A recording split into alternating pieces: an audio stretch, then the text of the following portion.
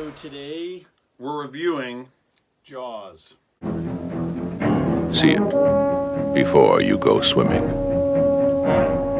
So this is the next episode of the My Favorite Movies series. We are reviewing Jaws. We did just see this in the theater. We mentioned how we saw Jurassic Park in the theater, and we just decided to go see another old movie in theaters, and it is Jaws. So, what are your overall thoughts of Jaws? Obviously, it's in our My Favorite Movies series because this is obviously a 10 out of 10 in my opinion. There's just phenomenal lines, phenomenal acting, great storyline. It's just a classic film, and obviously, I mean, I think we all agree on it. Once the film gets to the point where they're on that boat, the film is just absolutely just perfect. I mean, the whole film is really, really good, but the build-up is just unbelievable, especially like how films are today.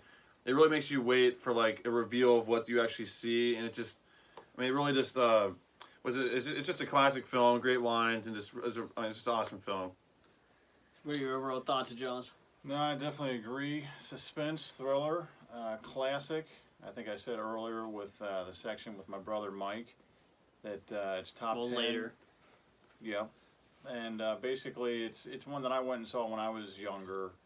As far as watching a movie in the theater, it was, what year did it come out? 75. 1975. So 75. that was a long time ago for me. Around 75. But it was like I said, suspense thriller from the start. In the movie theater, you get a lot better. It's good on TV. It's good anywhere. But in the movie theater, there's certain scenes that definitely are nice to see on a big screen in front of you. And, you know, like I said, outside of it just being a shark movie, I think it has a lot more detail, and I definitely enjoyed it. Yeah, this movie is obviously a classic. These characters are so believable. They're some of the most believable characters ever witnessed in film. Just every time I watch this movie, I just can't imagine that these are actually actors. The main three in particular, I just really cannot even believe they're actors. And this movie is just absolutely classic in every single way. But I guess we can cut to the little section of review we did with our Uncle Mikey. It's actually his birthday today. Well, it's around his birthday. And let's cut to that clip now. So this is going to be my Uncle Mikey's opinion on the movie Jaws. And what is your overall thoughts on the movie Jaws? My overall thoughts are, well, I mean, the movie was made in 1975, and that's when I was born. So being a little kid and watching the movie, I was probably more scared of the shark and looking for the shark at all times. But now that I'm an old piece of shit, I'm sorry, I cussed. No, you're good. That's anyway, channel. Ignore that. But anyway, as I get older, I admire the characters and their quotes from the movie. You know, swimming with bow-legged women. That's probably one of my favorites when I do a shot of Jaeger, and it's like just a great night. It's just swimming with bow-legged women. This review, I wanted to make it clear, this is also Mikey's birthday here tonight. Yep. 45. 45. So Jaws is 45 years old. My little Is brother. it? 45 Oh, years yeah, old. sure, yeah, you're born. Wow, that's So in crazy. 5 years, the big 50 reunion, that'd be a big deal. Show me the way to go home. Like to Well, sing yes. this one too. I'm Well, tired and wanna go to bed. Show me the way to go home.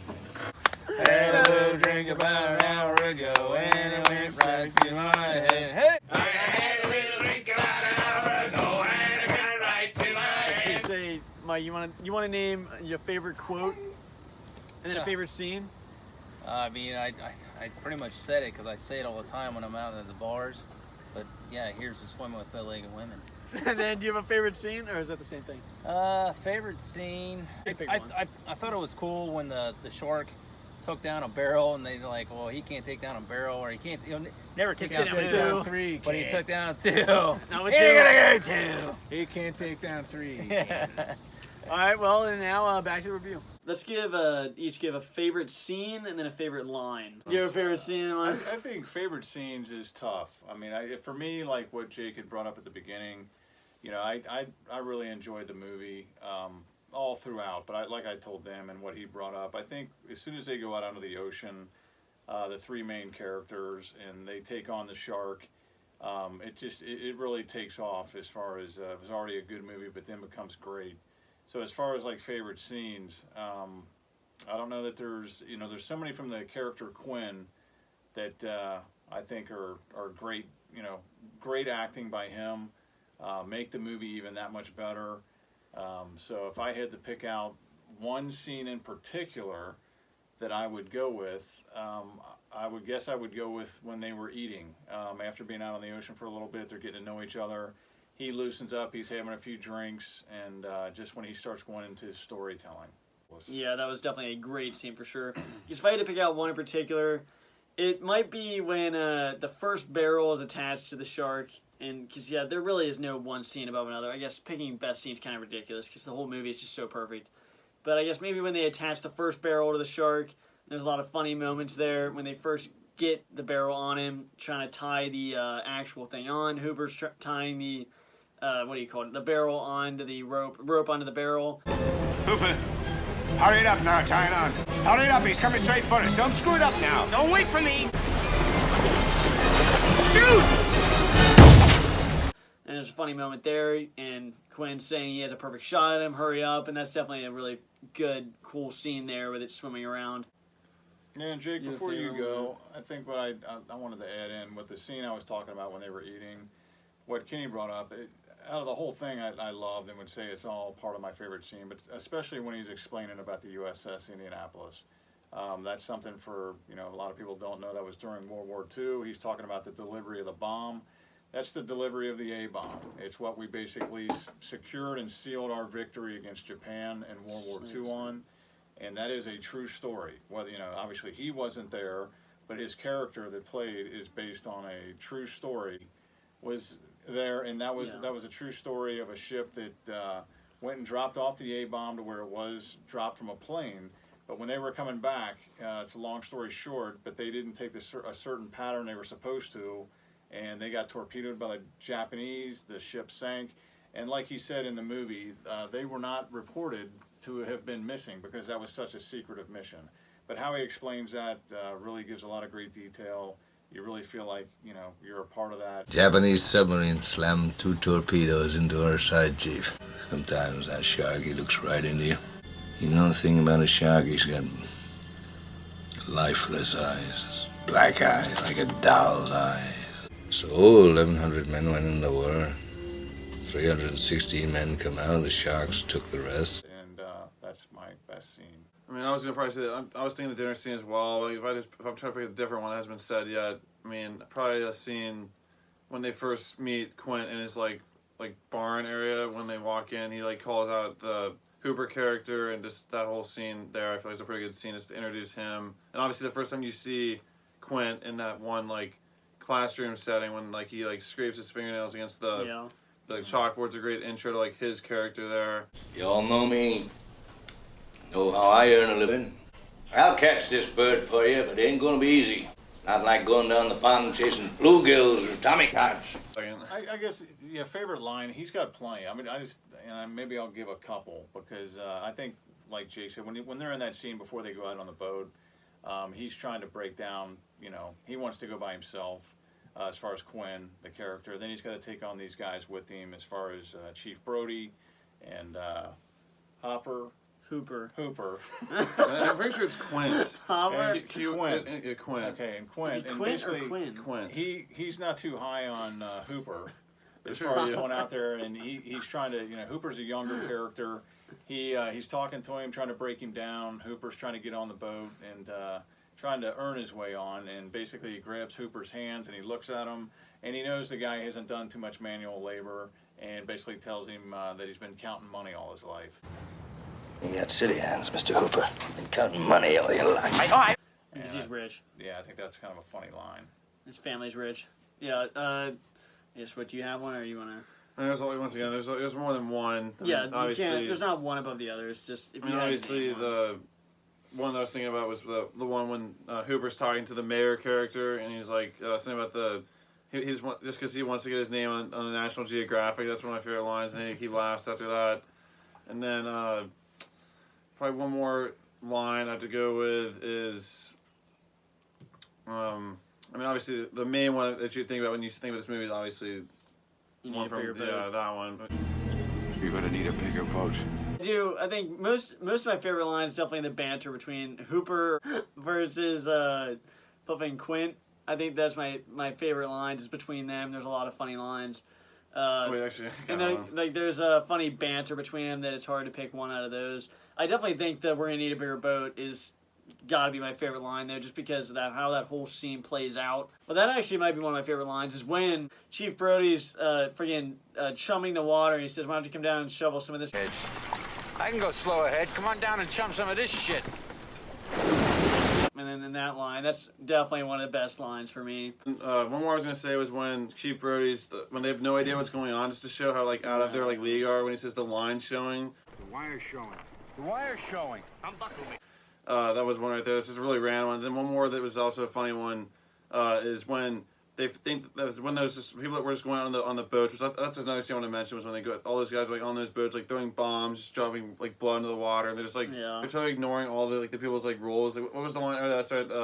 When he said, "Can you guys point me to a good place to eat?" And they say, "Just go ahead and just keep walking straight forward or something, or walk straight ahead." And I'll end the best statement or funny line thing. Basically, when they're getting on the boat and Hooper is trying to load up his equipment, and I think Quint looks at him and he goes, "What are you, some kind of half-ass astronaut?"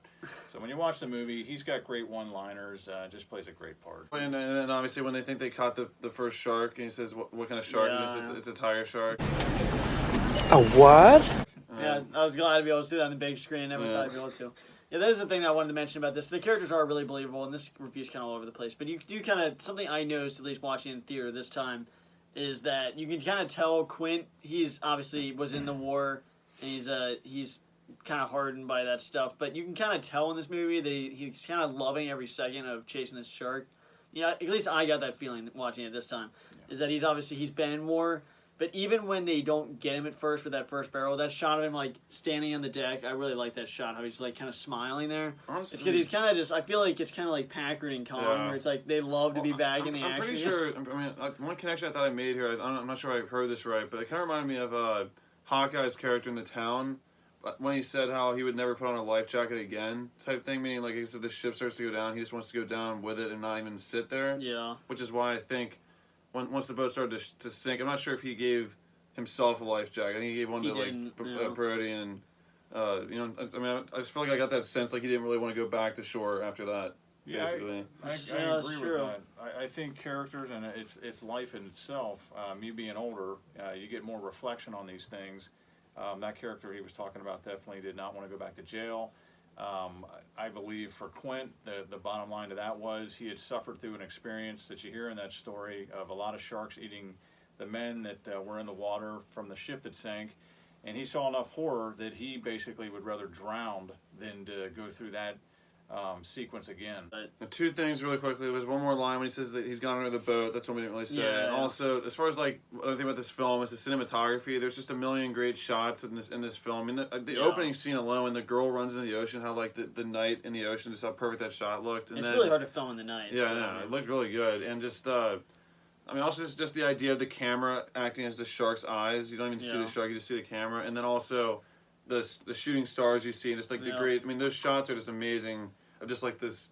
I mean, we don't really live on the ocean, but that is one thing I love to see. Is just the views of just the ocean, the water, and the sun going down, the stars, and all that. So some really cool stuff there, and the music's really good too, obviously.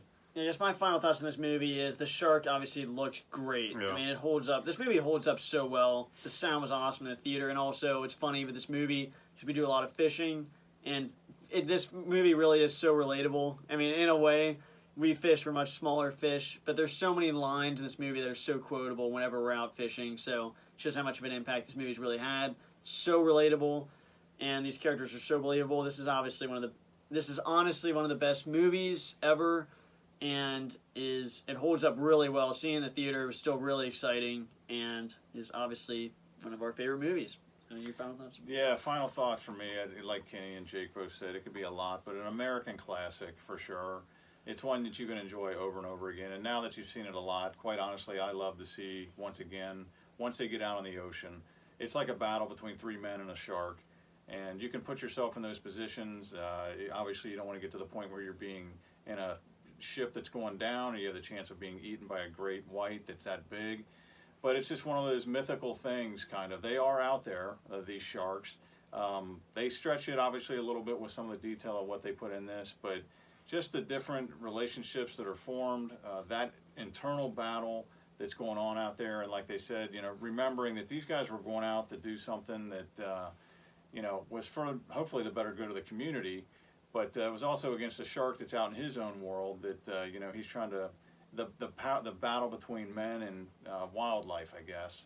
And basically, I think one of the scenes where Quint, when the shark first shows himself, even though he'd been doing sharking all his life, you could tell and read his face. The other two were definitely shocked to see a shark of that size, but I think just looking at the look on his face, knowing that they may be, you know, outmatched. This movie originally was supposed to be a bust. Steven Spielberg even said himself he thought this movie would not do well, and it ended up doing it great. Yeah, and I think wrapping this up, but you know, I believe that the best thing about this movie is what a lot of movies lose track of. Sometimes it's like the not knowing, the mystery of it, like not knowing what the shark looked like necessarily, how big it was, where he was.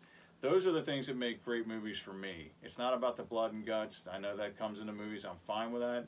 But this one here really had some things about it with those mystery things that Kenny just talked about that make it great, and especially those final scenes out on the ocean. Yeah, that's definitely that is something I wish I would have mentioned. Yeah, the not knowing, the just like Poltergeist, a lot of things you can let your imagination run wild, and that is definitely something that an error in this movie that was supposed to be bad turned out really good. Yeah, so that was our review of Jaws. Let us know in the comments what you guys think of this movie. Have you seen it? And if you haven't, we definitely recommend you guys watch it too. And yeah, so thanks for watching our review of Jaws, and we'll see you guys in the next video. Bye, guys.